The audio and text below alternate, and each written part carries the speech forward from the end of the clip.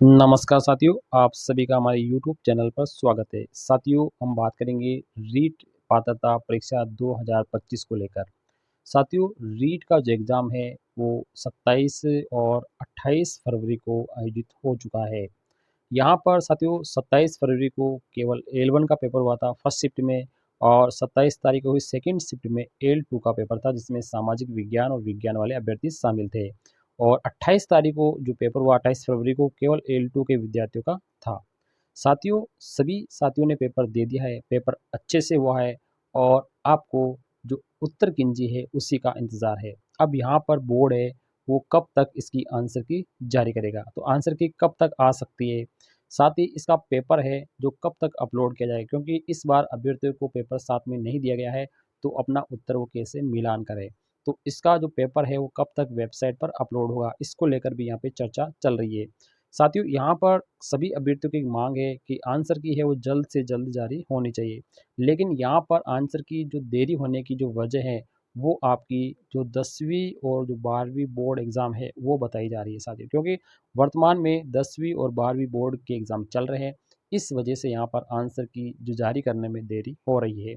अगर हम 2022 की बात करते हैं, तो 2022 में जब रीट का एग्ज़ाम हुआ था, जो लगभग आपके साथियों 23 और 24 जुलाई 2022 को ये पेपर आयोजित किया हुआ था, और उसमें जो आंसर के साथियों लगभग 2 और 3 दिन बाद में ही यहाँ पर इसकी आंसर की जारी कर दी गई थी।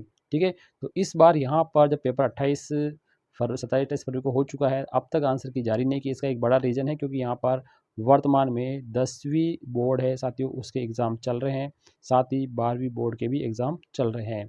तो आज की वीडियो में हम चर्चा करेंगे कि आपका पेपर कब तक अपलोड होने की संभावना है।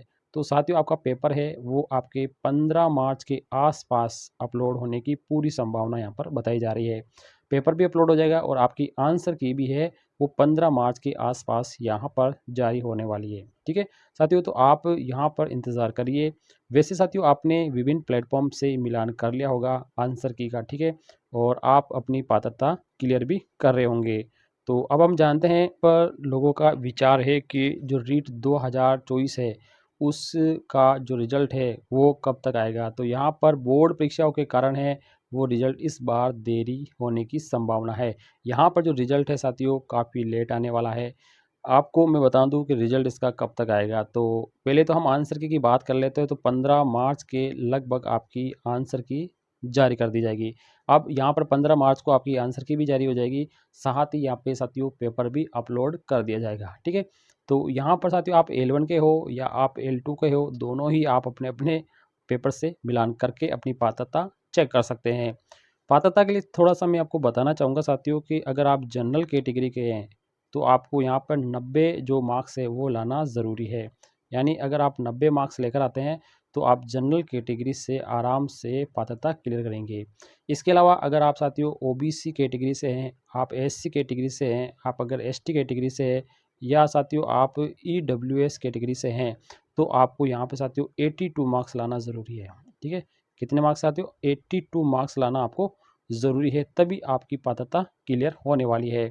तो यहाँ पर साथियों जो पात्रता आपकी क्लियर होगी वो 82 नंबर पे होगी, अगर आप ओबीसी के हैं, एससी के हैं, एसटी के हैं या ईडब्ल्यूएस कैटेगरी के हैं, तो आपकी जो पात्रता है वो आपकी 82 नंबर पे होगी, और जनरल कैटेगरी के लिए आपके 90 नंबर पे ये पात्रता क्लियर होने वाली है।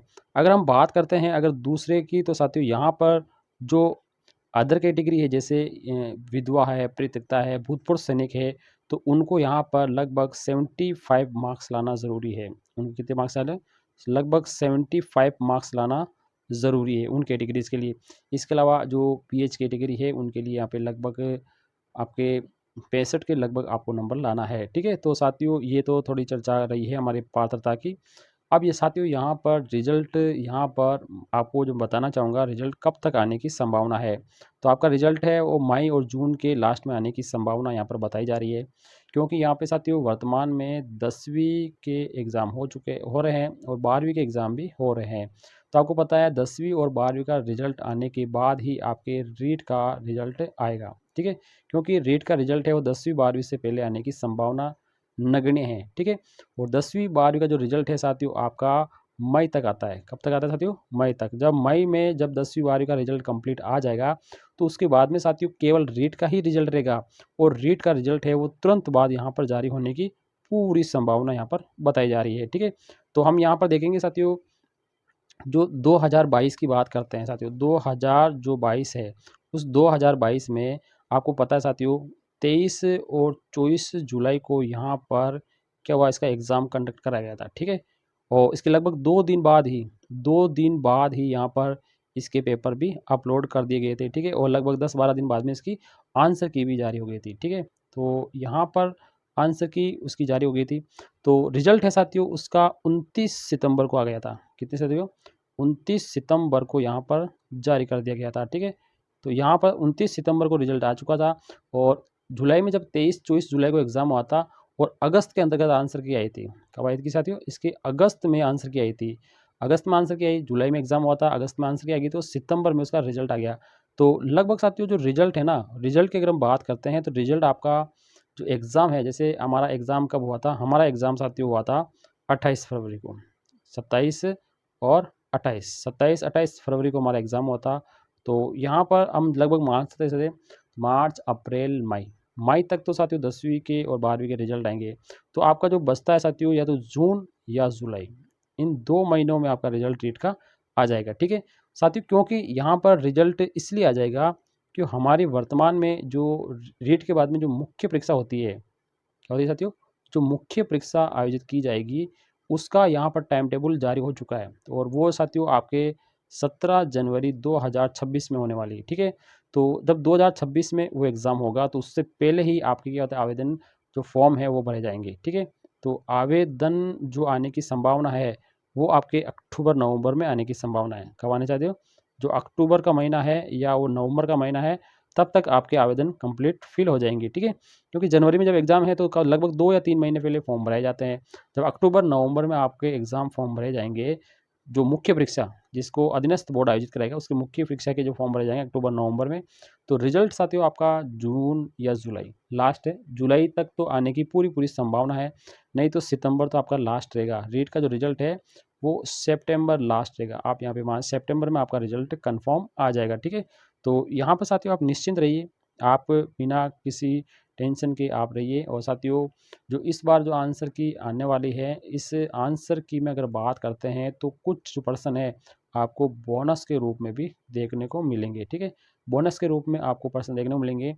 साथियों यहाँ पर एक सस्पेंस फर्स्ट ईयर वालों को मैं बताना चाहूँगा, जो साथी फर्स्ट ईयर में है, जो साथी फर्स्ट ईयर में है उनका क्या होगा, क्योंकि उनको इस बार यहाँ पर पात्रता के लिए बिठाया गया है और साथियों सपोज कर लो वो पात्रता भी क्लियर कर रहे हैं, तो क्या वो मुख्य परीक्षा के लिए आवेदन कर पाएंगे। ठीक है, तो मैं बताना चाहूँगा साथियों मुख्य परीक्षा के जो आवेदन चलेंगे, उस आवेदन की जो भी अंतिम तिथि होगी, उस आवेदन की जो भी अंतिम तिथि होगी, तब तक उनको जो योग्यता है, शैक्षणिक योग्यता जो भी है, जैसे वो डीएलएड है या बीएड है, वो प्राप्त करना ज़रूरी है। कब तक साथियों, अंतिम तिथि तक।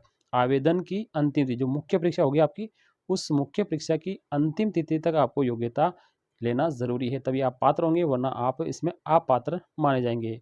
तो साथियों ये इन्फॉर्मेशन थी आप सभी के लिए। आपको अच्छी लगी तो वीडियो को लाइक, चैनल को सब्सक्राइब जरूर करें। थैंक यू, धन्यवाद।